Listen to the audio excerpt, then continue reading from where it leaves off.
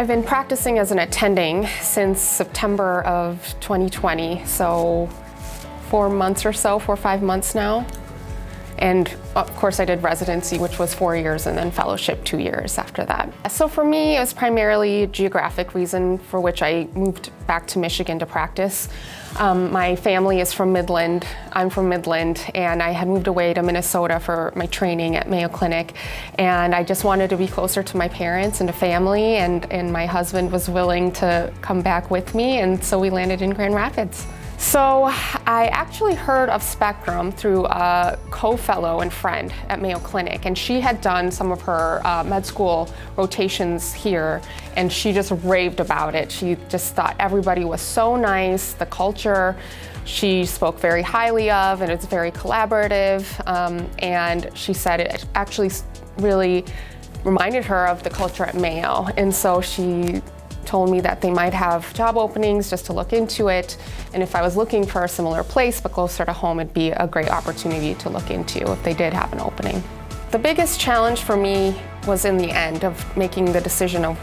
where to work ultimately after we had interviewed everywhere. And by we, I mean my husband, and he came with me too on a number of interviews.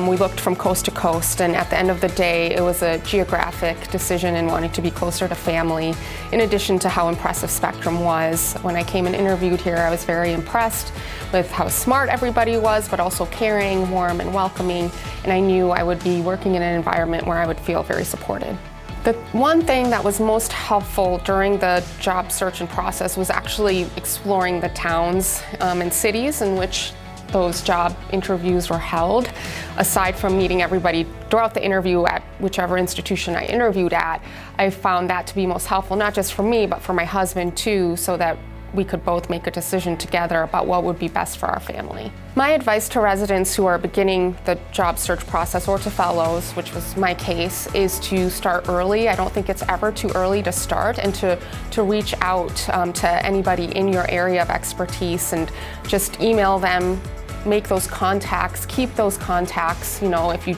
do reach out early or if you have contacts from before. For me, I had met through